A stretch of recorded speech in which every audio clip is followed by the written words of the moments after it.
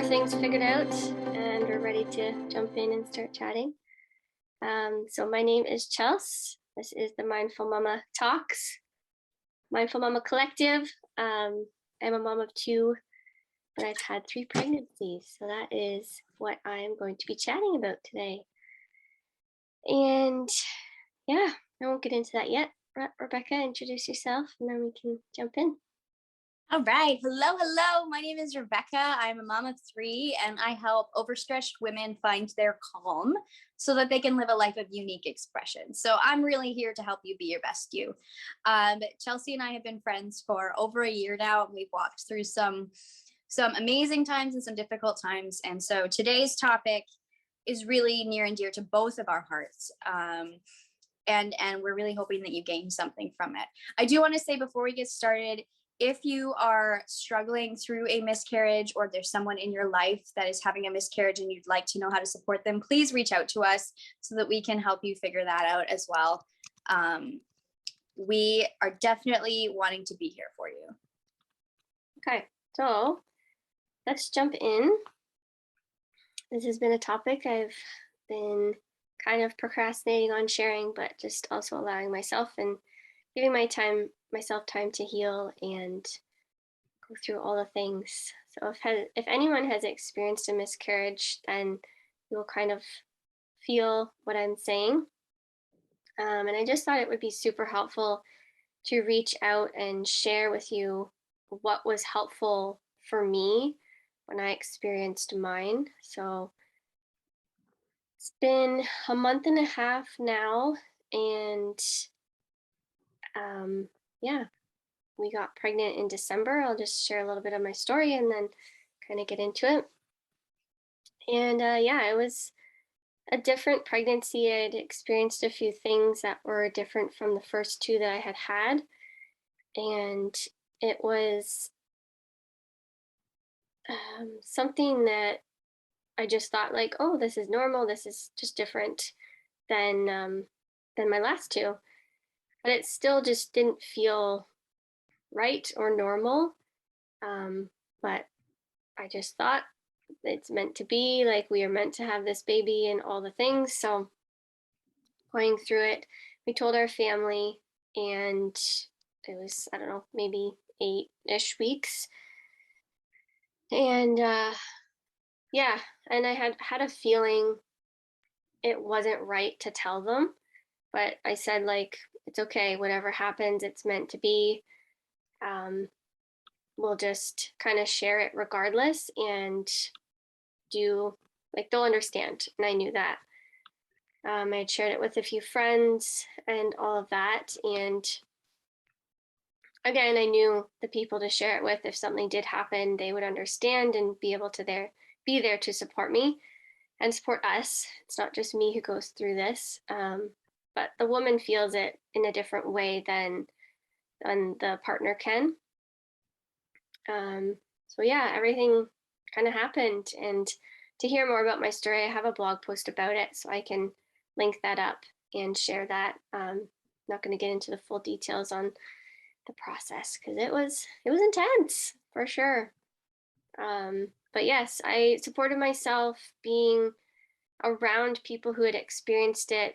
Hearing their stories, I found super comforting. So that was something I knew I had to do. Also, sharing about it. It depends on how you grieve. I found sharing it by typing and writing it out was super helpful for me. I was doing a ton of journaling, and I put it out there to the social media world because I am in the birth and pregnancy space, and I believe this doesn't get talked about enough. So I used our pain and our vulnerabilities to help more people and make them feel safe and open to share about it.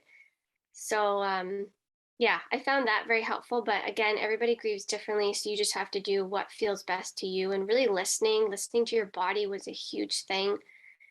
I tried to kind of get back into a workout program, which was a little bit too early. So again, I just had to take a step back and again listen to my body on what it was trying to tell me. And again, there's going to be more topics that I share on this as we kind of grow throughout this year and beyond. I really just wanted to chat about how you can support someone who you know or who you might not know yet is going through this. And I had kind of created my own list, and then I found some other lists that were helpful for things that I didn't even think of. Because when you're in it, you cannot even make decisions. So I found a lot of people saying like, let me know if there's anything I can do, if there's anything you need help with. And it was like in that space, I couldn't make a decision. I couldn't tell them what I needed help with.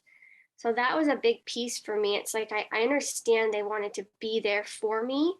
And like that's very comforting to know that I had so many people around me that were there to support whenever I needed something. But it was like in that space of I don't know what I need right now. So Mm-hmm. if they just did something, I would have found that to be really, really helpful. So, one main thing, if you're not around them or even super close to them, one thing I did find was just sending them love. That could be in the form of praying, sending a text or something, or even calling, depending on your relationship with the person. Um, and that is huge, like as the mindset work and everything we do, sending love, even if it's just through energy and you're not actually saying it to them, just sending it through your energy can be a big piece as well. And then another thing, oh sorry, go ahead.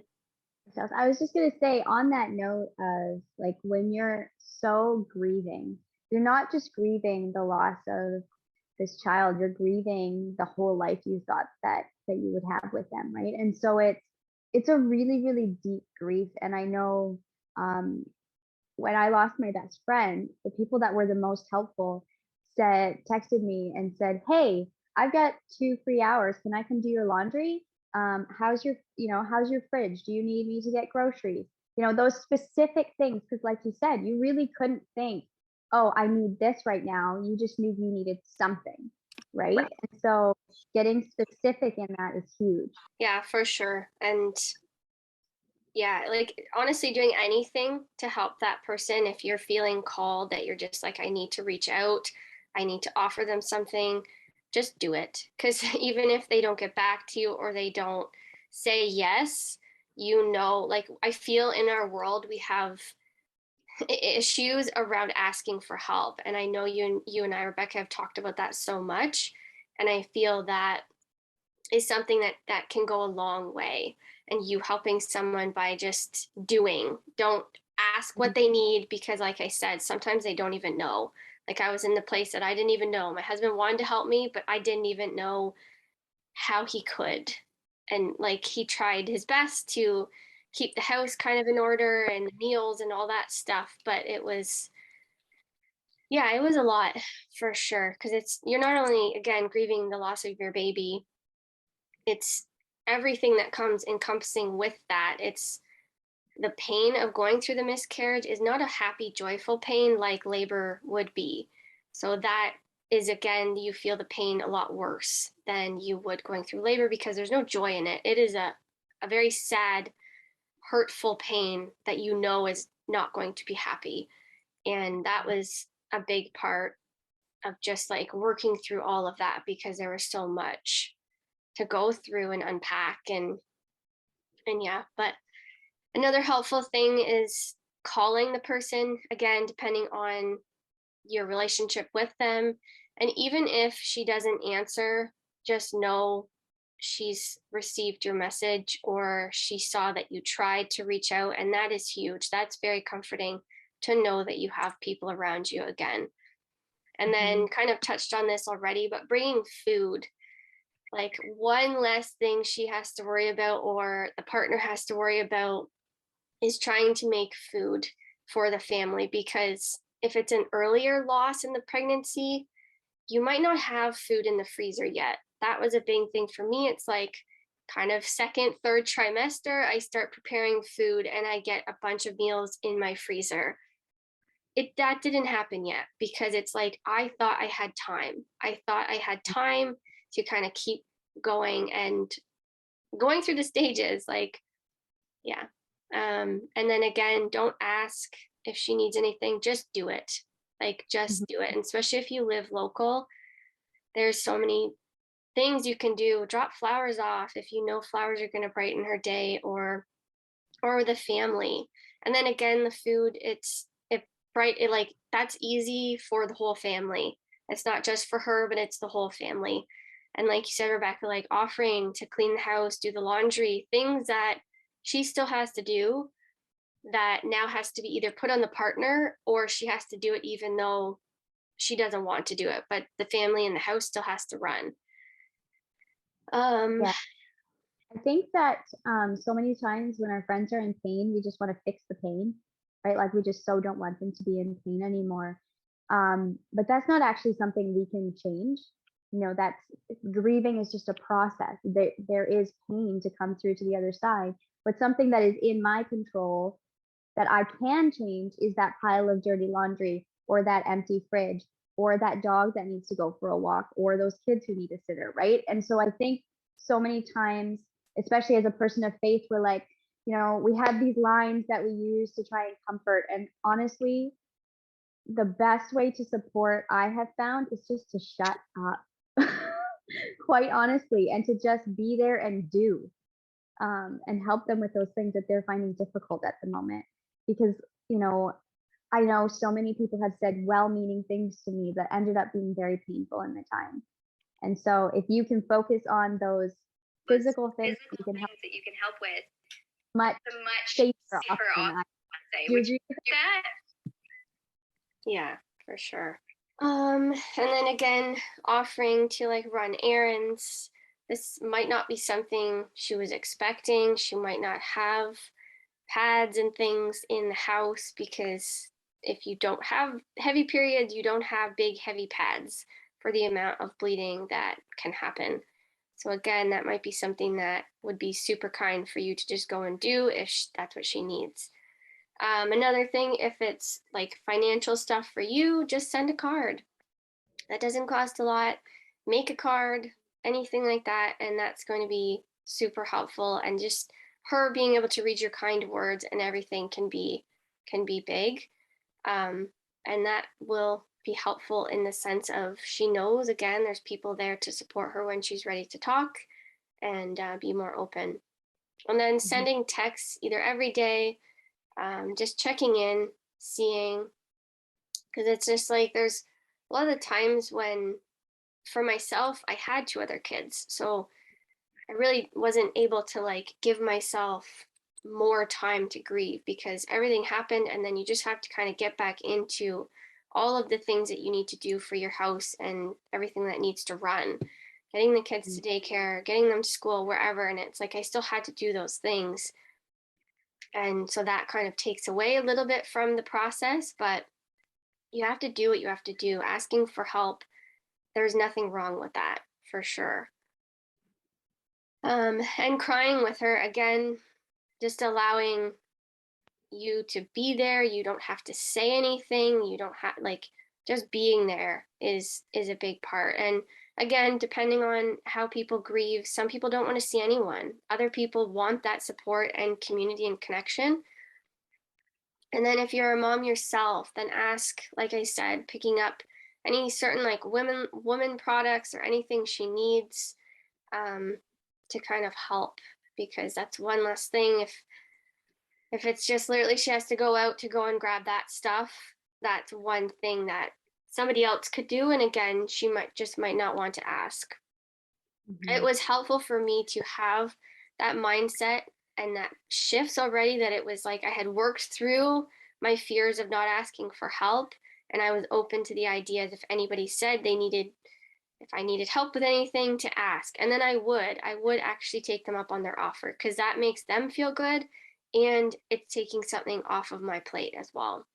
And then again, just being sensitive. If you're pregnant yourself, just kind of like refrain from that and sharing the news and stuff. If it is kind of like you're in the midst of announcing it, it's like, just, yeah, just allow that to kind of be there as well, through the healing. like she is healing physically, mentally, emotionally, and her baby is not here currently. So it's really hard for her to recognize and be there for you when, yeah. And it's nothing to take away from your pregnancy. It's just, yeah, be sensitive because there's so much grieving here.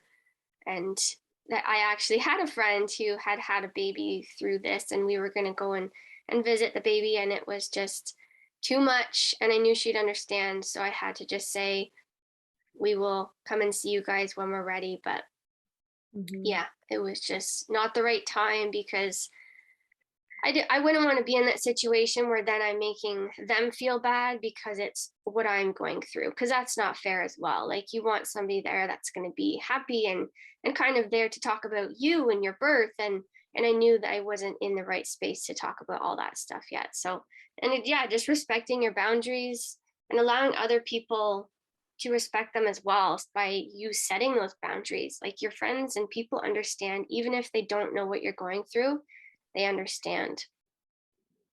And just another big one is ask, talk if she wants to talk about it, ask about the baby's name.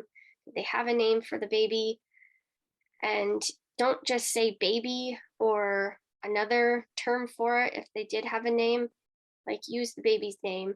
And it's like as you go through it, it doesn't become as a big, not a big deal because it's something you're going to live with forever, but it's, yeah, I can't think of the word, but yeah, like as time goes on, it's not going to be as much of a bother to use the name, or it just might not come up in conversation. But I think, yeah, just honoring what the parents had and all of that stuff, I think is really good, and that just reassures that you actually kind of care. Because through a lot of this, it the silence really made it feel for me that people didn't care, even though they did. And I understand loss is a very hard thing to talk about, whether you're in the place of it or you're on the receiving end. And it's not helpful to say it just wasn't meant to be. Um, like you can try again. And I'm doing a whole post about this that I will be sharing later today for anybody who can't jump on live with us. But it's just like, again, just say, I am so sorry. Let me know if there's anything I can do. Holding space for you is a big one. Like, don't try to fix, like you said, Rebecca. It's nothing that woman did Mhm. like nothing she did. It was not her body, and it's just figuring out how to process that. And I think everyone needs to process that on their own. But yeah, those words are not helpful. Like Mhm. it just one thing a few people close to me had kind of said, like there obviously was something wrong with the baby, and it's like I understand that, but that is not helpful. Or No. No, saying, and yeah, we keep interrupting each other. Very tough. I think there's like a Um, delay. their leg. Oh, that's a bummer. Um, I think too, miscarriage is so hard to explain. I don't think that, there's not a whole lot of science that has explained why it happened. And so people are grasping and trying to explain this too, right? And so we sometimes say things that are just awful and we don't even realize it because we're grappling with it too. And so I think again, my mom, or was it my dad? One of my parents used to say this thing, and it annoyed me so much, but it's so true. They're like, "You have two ears, you have one mouth, use them accordingly." And it would drive me nuts. But I honestly think that that is the best thing you can do is you can go and you can sit with her, but you don't have to say anything. I don't think that we realize the power of companionship and just the ability to be there with that person and not having to say anything. You can't fix it. You can't.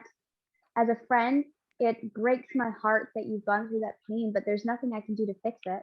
I can come alongside you and support you, but you have to be really, really careful and aware of what you say. If you are a person that, knows that maybe you can come off as judgmental or, being a support person is not your gift, if you're not, you know, you're not great with emotional support, then maybe it's the drop the casserole off at the door. Or like, I think it's really important to take stock of where we're at so that then we can decide how we can support the mom who just lost a baby.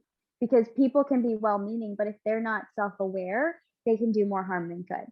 And so I think that that's a huge part too. You know, there are people in my life right now that are in pain, but I know that it is not my gifting to go and sit there with them. And so I send a text or I drop off the casserole because I can't support them in a way that would be, I can't support them by sitting with them in their situation. And so I hold space for them from afar and I let them know I'm here, but I know enough about myself to know which situations I won't be beneficial. And so I think when you're dealing with grief, take stock before you run in and try and support.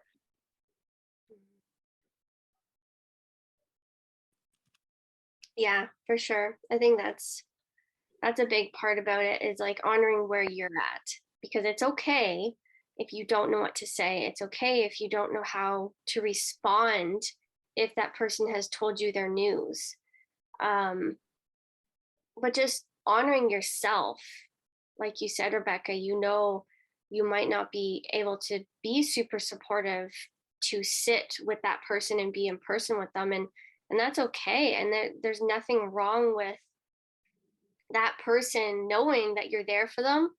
It's just not the time for you to come and sit. Like, we can probably chat about it after, when it is had time to kind of process and go through it. But yeah, to sit there, like, I'm in the same boat, and this is like bringing up a lot for me, because I am in this. Like, there's going to be doula clients that I'm working with that are going to be experiencing the same thing. And as much as I want to take that pain and that hurt away and not allow this to happen to anyone else, because it is such a hard thing to go through, I know by going through this, it has made me a completely different person. Like, Mm. I used to think I was not empathetic or compassionate, but I believe that I am. And I had to go through something very challenging in order to get that, because that's been something I've been working on, is how can I be more compassionate and not so like blunt about something when somebody is going through this.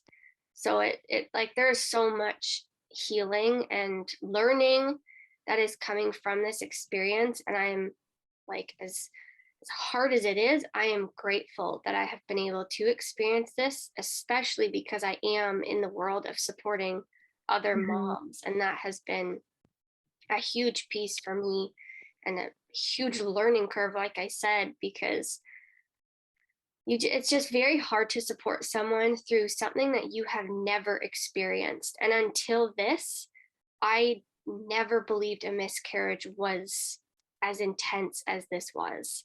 Like, I have had a home birth, and this tops the charts for sure. And it's like, I can't even imagine having a baby in my second trimester, or a loss in my second trimester, or stillborn, or third trimester. Like, and I'm not taking away from my story, because a loss is a loss, and you can feel that the way you need to feel it, but it's just, yeah, it's a lot on the body. That has been something I never expected, because I like to think of myself as being a very healthy person, and I cannot believe what this did to my body. Like, I'm healing from it, but it's, yeah, and that's something I never knew until I had to experience it myself. Yeah. Because just that level of compassion to know what someone else is experiencing, you can't even begin to really put it into words, I feel sometimes. And I had a hard time articulating that in the beginning, because it was like, I can't even explain what is happening. It's just taking it one step at a time. And that has been super healing for me, because it was like, I know my goals, I'm seeing the future and everything, but it was like, in that moment, I couldn't even see tomorrow. So it was just really sitting in, taking each day, every moment at a time, and then worrying about if something comes up, it'll come up. And then until my mind was in a better place to help and serve, then I started to slowly integrate things back in. And like, obviously, I had to do the normal routine of getting the kids and everything ready and all of that stuff throughout our day and evening. But it was, again, asking for help, allowing for things to not put so much pressure on. Because I think that made it worse for somebody who was, I have to do this, I have to do this, I have to do this. It was taking a step back, really reflecting and seeing, how can I support and serve my body? How can I do something that's going to help me? Because I can't help anyone if I don't help myself first. And the healing process, I feel, would have taken a lot longer if I didn't really tap in to heal me and not jump back into everything that I was doing, because that would not be helpful, because I would not be showing up and serving from my best place. But yeah, like I said, I'm going to be doing this as a post.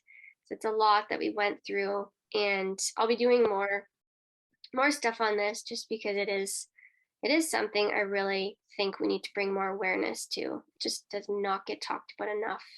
And so many people suffer alone, and I don't think that's right. You shouldn't have to go through something like this. Like, some husbands or partners don't know how to support properly, because it's also, they are grieving too. And I had to really think about that.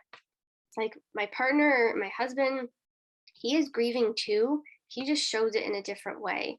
And it wasn't a physical crazy feelings within his body, and he wasn't bleeding, going through all the things.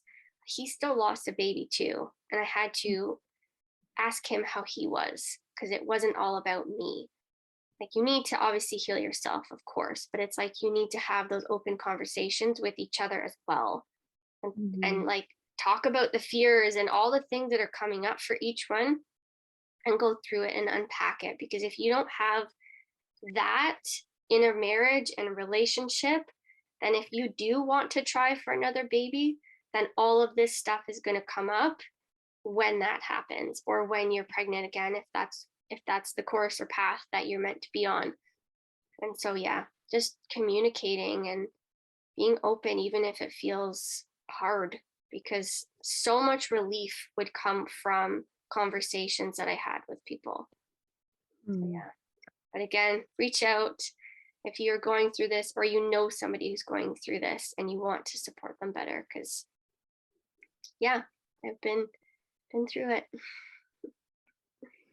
And that's really what we're about here at the Mindful Mama Collective, is supporting each other to be the best mom that you can be. And so if you are going through a difficult time, we have a Facebook group, Chelsea or I would both love to chat with you and support you in whatever way we can. So thank you so much for joining us for our Mindful Mama Talks. We're here every Wednesday on Clubhouse, and our videos get uploaded to YouTube afterwards. Oh, excuse me. We love you, we're proud of you, and we'll see you next time. Take care.